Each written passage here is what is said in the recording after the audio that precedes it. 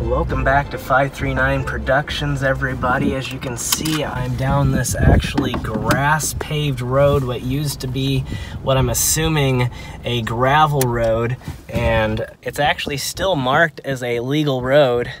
So I'm quite confused as to why there's only grass pavement here. And then you can see the road continues on down this way, and this is the section I just drove up here.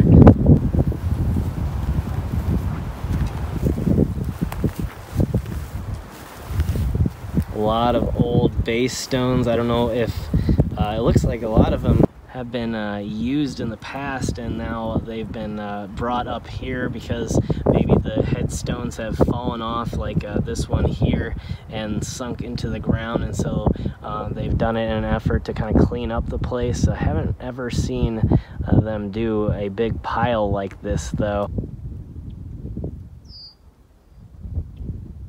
You can tell that the fence has actually been around long enough to sink into the ground as well and no longer closes.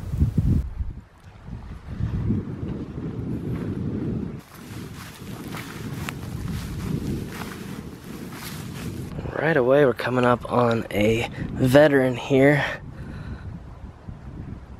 with the last name Simmons.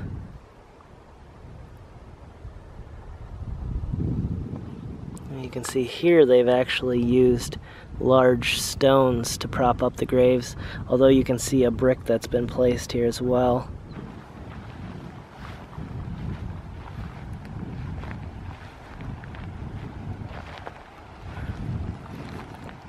And it looks like all the graves that are on display here are in fairly good condition. So my guess would be that those base stones that are piled up at the entryway were stones that have sunken into the ground and may be located in some of the empty areas in between.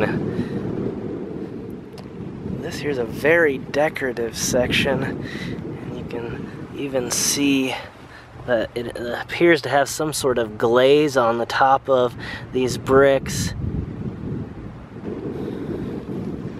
And at least one of these people was a veteran, although I'm not sure if it's meant to mark that this grave here was the grave of a veteran, or if this one over to the left here was.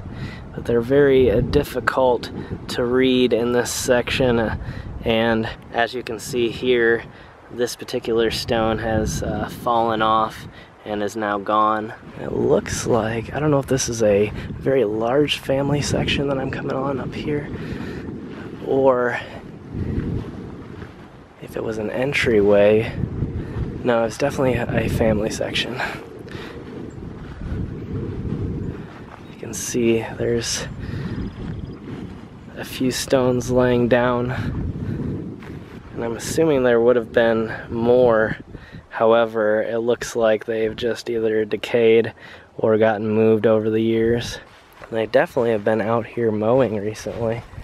Someone definitely cares for this place. And so this is a lot of times what happens if these trees aren't taken out before they get too big. You can see that the tree has actually grown into the side of this marker here and has begun to push it.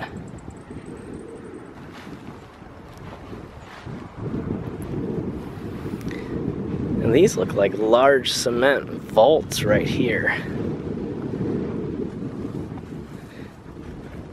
And from the looks of it, it would almost seem that at one point they were either completely underground or only this top section here was visible. And then leaning up against the fence here is one single grave marker, which may be the grave marker of a veteran. Looks like, if I'm correct, I'm not quite sure, but the BATL may be a shortened battalion, or it just may have had so much decay here on this end that it's a last name. But I'm thinking that Clausen is the last name, and then they were part of a Civil War battalion.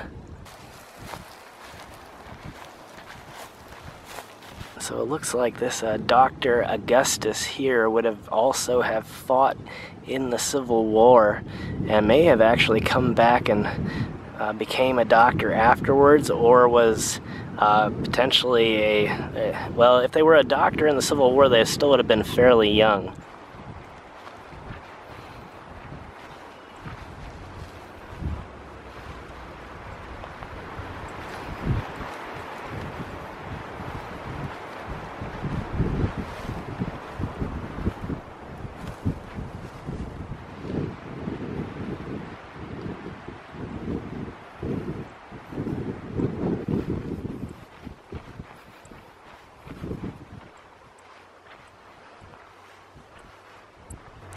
And this here is a great example of probably why that pile at the front of the graveyard is so large. For one reason or another, the top section here has fallen off, and I don't know if it's been placed upright or for whatever reason it just luckily repositioned itself after it's fallen because of erosion or what the case is. But if it continues to sit there just like that, which it looks like they've placed some aggregate below it so that it doesn't sink as quickly, but if it were to continue to sit there, it actually would sink further and further down in and probably fall over and then disappear. And a lot of those markers at the front, or base stones rather, I mean, may have come from this area in here, which has almost no graves, or no headstones at least.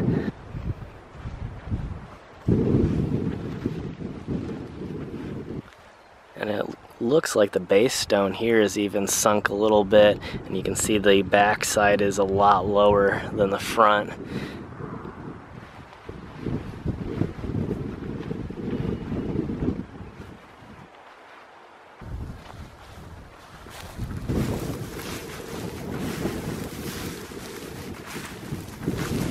This here may have been the condition of many of these stones that have been moved to the pile up front. The top section is sheared off and fallen and has been placed up against the rest of the stone marker.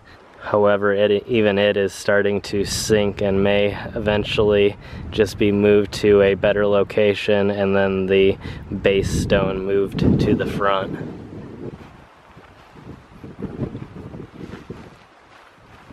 It looks like this is an unmarked Civil War veteran grave here.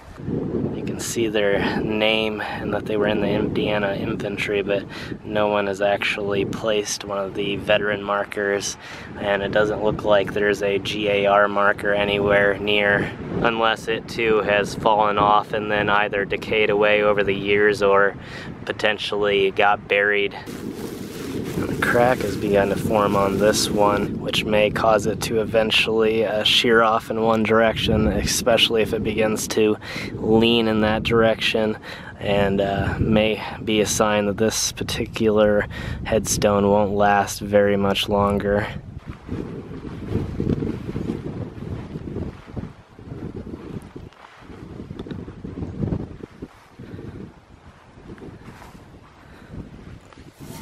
And this is a family section here, and the entire slab has begun to sink into the ground, probably beginning shortly after the caskets began to rot away beneath the surface. And this would be an example of what it would have originally looked like in the beginning.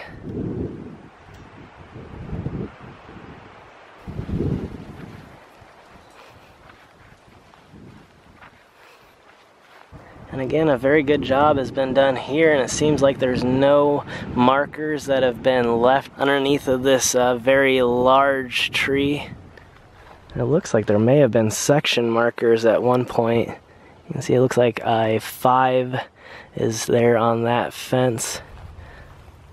And you can even see that the pole here has been bent out of shape. I don't know exactly why that would have been. If there potentially was another tree here at some point and it bent it as the tree grew, or if maybe there has been some pruning done on this particular tree and one of its branches maybe pushed it, but the tree doesn't seem to have very big branches, so I'm kind of doubting that that's the case here. I'm thinking this actually, it looks like it's just an old birdhouse. I was thinking it might have been a bat house for a moment to deal with some of the mosquitoes during the spring and summer months. So far though, this has been one of the most incredible locations that I've visited recently, and I've never stumbled upon a fully grass road. And again, I think it may be that it's no longer serviced by the nearby city, and so it may not technically be a legal road anymore, although it's still marked with a stop sign up at the very front now that I'm looking up there, so it may technically be a road still and just never has been graveled or repaved over the years. Coming up here is another example of a stone that will eventually be severed from its base and fall backwards. And it actually looks like at some point somebody's come in and put, I don't know if that's like an adhesive of some sort, or it almost has a metallic appearance, but I'm not sure if that necessarily means that it's actually metal. I don't want to touch it and cause any damage that might cause the rest of this stone to fall off again, so I'm not going to mess with it. However, you can see that it looks like the same substance here has been used at the base to ensure that it remains in place here too. However, it looks like these markers here haven't fared so well and are now laying down one upon the other, which I think is kind of sad because it's covering up whatever names are on this bottom stone. However, again, since I have no actual experience in any type of recovery work, I won't touch it. And this is some sort, it almost appears like it's glass. It may have been from an old vase. Might be porcelain too. I'm not really quite sure what it's made out of, but I'm assuming it would have been part of a decoration. And this here is the sinking base stone where these two headstones would have been placed, and it is now facing almost vertically down into the ground. And it looks like it actually might be family members that are coming out and caring for the graves. There's definitely a solar light right here. And this is an 1800s headstone, so it's probably a sign that the relatives still live in this area and are continuing the care for their ancestors' graves, which is really nice.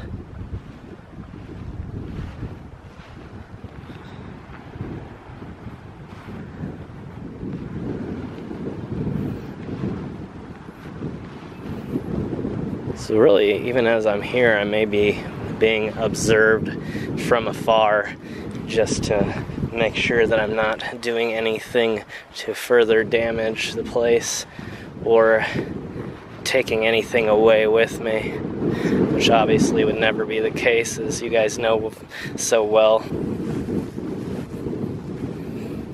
However, it doesn't look like it's mowed very often, which I'm sort of guessing from the many, many layers of grass that have blown over the top of a lot of these markers and has hidden a lot of the writing. I would assume that they only come out a few times a year to care for the place. So they may not actually live as close as I was thinking.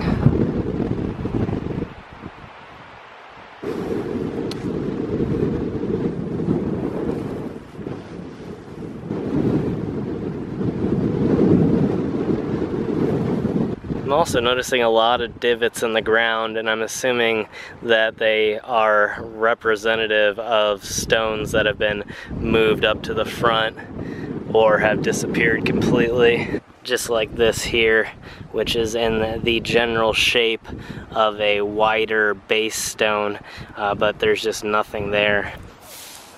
Well, actually this one is beneath the surface, and I don't know, with the texture of this stone, it actually might be a taller pinnacle stone that's fallen over and become slightly buried, and it may not be a base stone at all, and it kind of looks like they've placed some fertilizer around it to kill the some kind of substance around it to kill off the grass. As you can see, the grass is sort of dying right in here, so they may be trying to bring this particular marker back.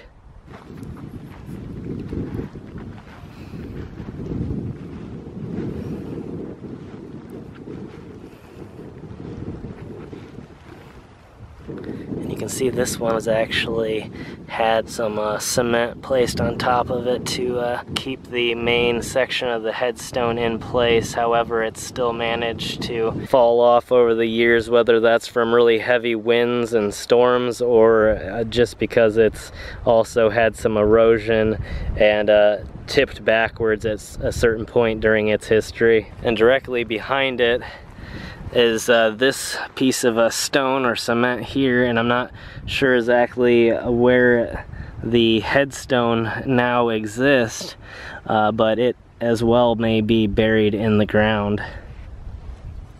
I'm even seeing some decorative glass that would have been from a vase, probably sitting right in front of this grave marker here. So it's definitely looking like there would have been another marker right here.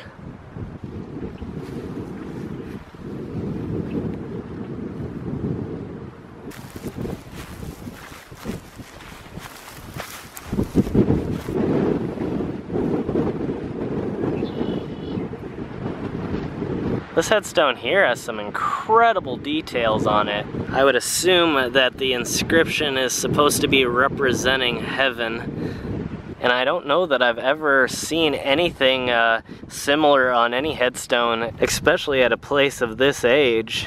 Kind of sad that it's actually fallen apart as it has. I would love to see some restoration work done to that particular stone. I don't think that something so incredibly beautiful should be allowed to remain this way.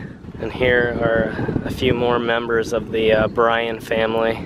There's actually a car driving down the road behind, so I'm almost 100% positive that I'll be able to make it all the way to the other end of this road if I continue to drive that way.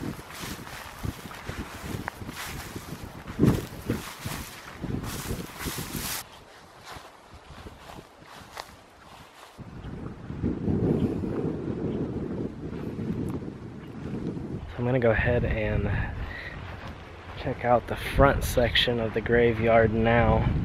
And again, lots of veterans up in this section. You can see a GAR marker here that's been painted. It's actually been painted with several different colors in order to make the GAR and Civil War years here stand out just a little bit better.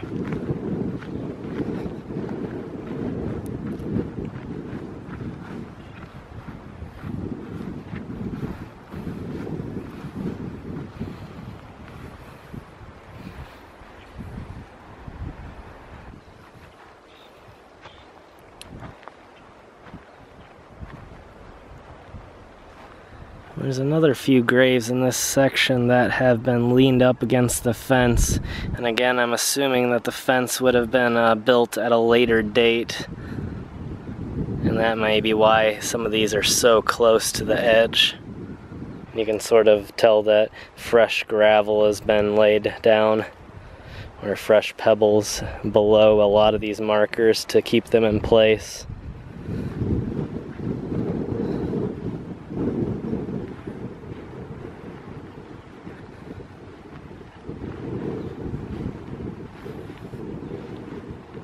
here's another base stone that's lost whatever headstone was originally on top of it. And so unfortunately it may also eventually join the large pile at the front gate of this place.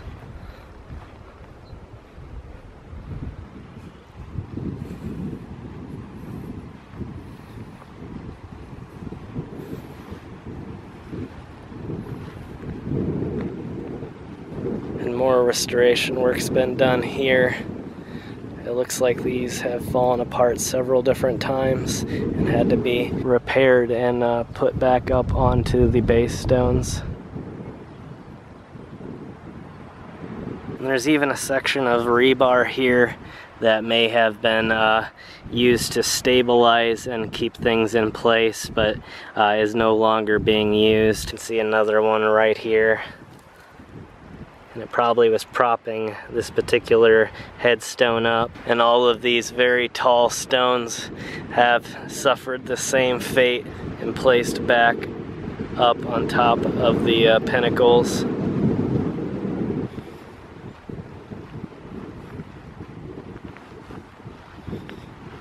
And this is actually a first for me right here. This is a captain in the Revolutionary War named George Emery. And you can see that they actually have a Revolutionary War veterans marker here. I'm not sure who that would have been made by.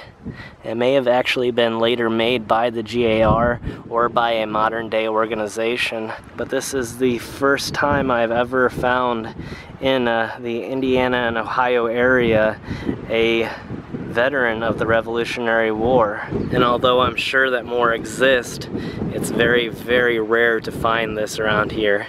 And I've been doing this for so many years now, and this is my very first one.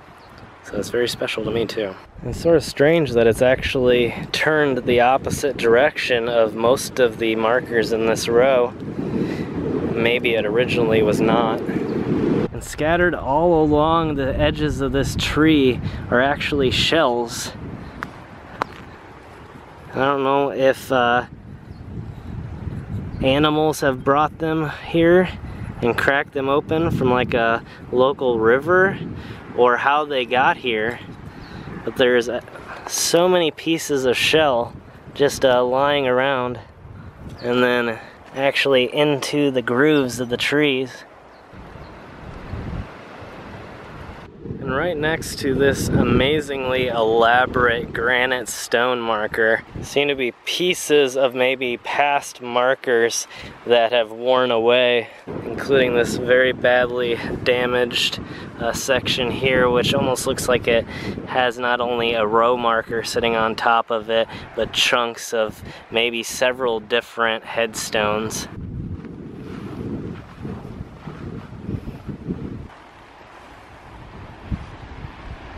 Unfortunately, a lot of the stones in this section are very damaged, and many of them now completely illegible, or have large chunks missing.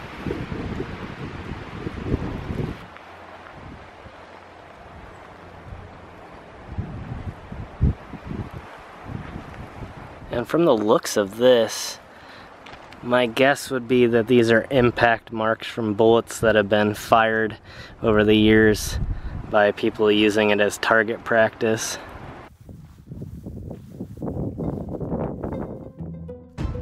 Thank you all for watching this special episode of 539 Productions. I'd like to give a big shout out to all of our subscribers and Patreon supporters. Make sure if you've never hit that subscribe button to go below and hit that big red subscribe button and turn the notifications on so you'll be notified each and every time there's a new adventure. I'll see you in the next one, everybody.